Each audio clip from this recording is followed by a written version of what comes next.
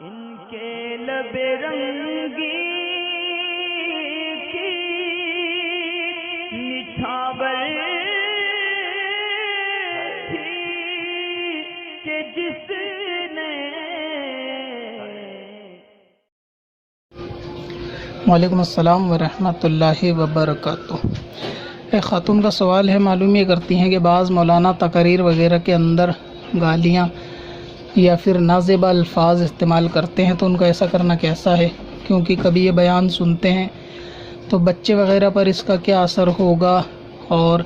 دوسری اسلامی بہنوں کو بھی شیئر وغیرہ کرنا پڑتا ہے، تو ایسی صورت میں ان کو ایسا کرنا چاہیے یا نہیں کرنا چاہیے؟ محترمہ جان، آپ نے جو یہ لنک مجھے ویڈیو کا بھیجا تھا، اول تو یہ میں اوپن کر کے دیکھ نہیں پایا کیونکہ یہ غالباً ایڈمن نے اس کو ڈیلیٹ کر دیا ہے۔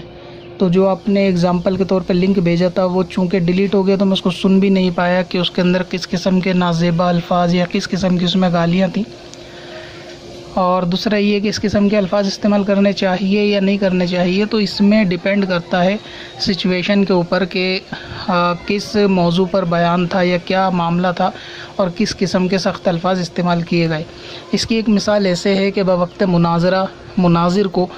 حق ظاہر کرنے کے لیے، باطل کو شکست کے لیے سختی کے الفاظوں کا استعمال کرنا یا سخت مزاج کا اپنے مظاہرہ کرنا، یہ بالکل درست ہوتا ہے۔ اس ایسے موقع محل وہ ہوتا بھی ہے کہ وہاں پر آدمی کا مزاج ایسا ہوتا ہے۔ دوسرا یہ کہ اللہ رسول کی گستاخی کے اوپر ناراضگی ظاہر کرنا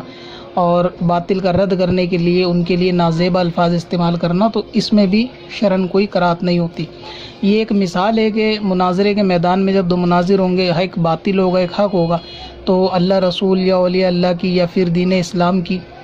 گستاخی کے لیے حق مناظر کو سامنے والے کے لیے نازیبا الفاظ استعمال کرنا اور کیا کہتے ہیں سختی وغیرہ ظاہر کرنا، تو اس کے اوپر کوئی حرج نہیں ہوتا، بلکہ اللہ تبارک و تعالیٰ کی رحمت سے امید ہے کہ اللہ رسول کی رضا کے لیے، یعنی ان کے دوستوں سے دوستی اور دشمنوں سے دشمنی کی بنا پر انشاءاللہ تعالیٰ وہ ثواب بھی پائے گا۔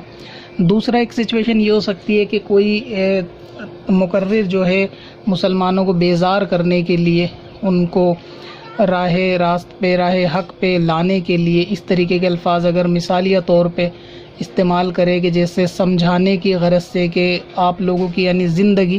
جیسے وہ بیان کے اندر اس طریقے کے جملے بول رہے ہیں کہ آپ لوگوں کی زندگی جینے کا انداز اب بالکل جانوروں کی طرح ہو گیا ہے کہ اٹھنا سونا کھانا، نہ آپ نماز روزے کے ہو، نہ ذکر و درود کے ہو، نہ اس قسم علم دین سیکھنے کی طرف، یعنی ماحول سے پریشان ہو کر اور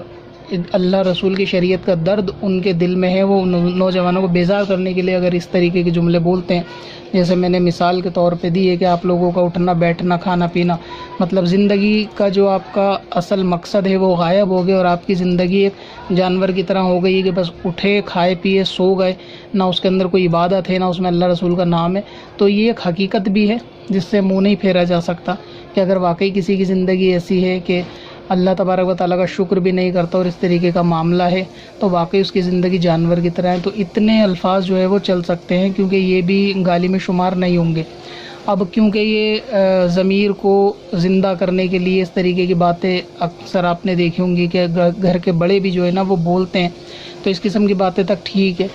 دوسرا یہ ہو سکتا ہے کہ کسی بد مذہب نے کوئی ایسی سخت گستاخی کر کے کوئی ویڈیو کلپ پبلش کی ہے جس کے رد میں علماء نے غصے کا اظہار کرتے ہوئے اس کا رد کیا یا مسلمانوں کو حقیقت سے آگاہ کیا اور اس بد مذہب کے لیے جو ہے نا برے الفاظ استعمال کیے، مثلا خنزیر، سور یا خبیث اس قسم کے الفاظ استعمال کیے، یہ باطل کے رد کے لیے کیے، تو اس کے اندر بھی شرعاً جو ہے وہ پکڑ نہیں ہے۔ واقعی جو اللہ رسول کا گستاخ ہوتا ہے وہ خنزیر اور خبیث ہی ہوتا ہے،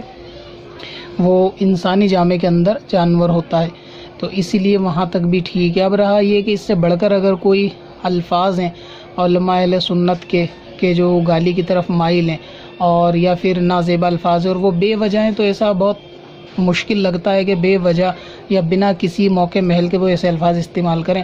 تو یہ میں نے صورتیں بیان کر دیں کہ بعض صورتوں میں ایسا ہو جاتا ہے کہ الفاظ سخت ہو جاتے ہیں اور وہاں پہ گنجائش بھی ہوتی ہے، ان سخت الفاظوں کو ہضم کرنے کی گنجائش ہوتی ہے، اب چونکہ آپ نے جو ویڈیو بھیجی تھی میں اس کو دیکھ نہیں پایا کہ وہ ٹائٹل کیا تھا، ٹاپک کیا تھا، کس موقع پر بیان کیا گیا، تو اس لیے کوئی بھی حکم اس طرح لگانا کہ ایسا کرنا جائز نہیں ہے، یہ درست نہیں ہوگا، کیونکہ جائز کی بہت ساری صورتیں ہوتی ہیں۔ اور رہا یہ کہ بے وجہ کا گالی بکنا، تو یہ بہت حد تک ناممکن بھی ہے کہ ایسا تو کوئی عالم دین کرے گا بھی نہیں کہ بیان کے اندر بے وجہ نازیبہ یا گالیوں کا استعمال کرے، یا تو پھر آپ ان الفاظوں کو لکھ کر مجھے سینڈ کرتی کہ اس قسم کے الفاظ انہوں نے بولے تھے، اس سے ملتے جلتے، تو ہی کوئی جواب دیا جا سکتا تھا۔ لیکن جہاں علماء نے اگر اس طریقے کے کسی عالم دین نے لفظ استعمال کرے ہوں گے باطل کے رد میں، بد مذہب کے رد میں، تو وہ امید یہی ہے کہ اگر وہ عالم دین ہے تو وہ خود اس مسئلے سے واقف ہوں گے تو درست ہوں گے۔ اب رہا یہ کہ دوسری اسلامی بہنوں کو جیسے شیئر کرنا پڑتا ہے یا بچے وغیرہ سنتے ہیں، تو بہتر یہ ہے اگر آپ نے وہ آڈیو کلپ سن لیا، آپ کو پرسنلی فیلنگ ہوتا ہے کہ یہ آگے شیئر نہیں کرنی چاہیے، دوسری اسلامی بہنوں کو نہیں شیئر کرنی چاہیے، تو آپ اس کو شیئر آگے نہ کریں، آپ خود سن لیں اور اس میں جو بات سمجھائی جا رہی ہے اس کو خود سمجھ لیں۔ باقی آپ بچوں کو خود بھی سکھا سکتی ہیں، وہ تعلیم اپنے منہ سے بول کر سکھا سکتی ہیں، ضروری نہیں بچوں کو آڈیو کلپ ہی پلے جو ہے نا کری جائے۔ اور باقی یہ کہ اگر آپ جانتے ہیں کہ کوئی ایسا خاص مقرر ہے کہ جن کے الفاظ اس قسم کے ہوتے ہی ہیں جو اکثر نازیبا ہوتے ہیں، تو آپ پھر ایسے مقرر سے اگر آپ کی طبیعت نہیں چاہتی تو آپ پرہیز کر سکتی ہیں، دوسرے کسی ایسے عالم دین کی بات کو سن لیں، سمجھ لیں کہ جس کی بات اور مقصد پورا ہو جائے، آپ کے سننے سمجھنے میں معاملہ وہاں بھی جو ہے وہ حل ہو جائے گا۔ یعنی درمیان کی راہ نکالنا چاہے تو آپ اپنے لیے نکال سکتی ہیں، باقی علماء کے لیے یہ ہوتا ہے کہ سچویشن دیکھی جائے گی کیا صورت ہے اور کس طریقے کے الفاظ ہیں۔ پتھر میں اصل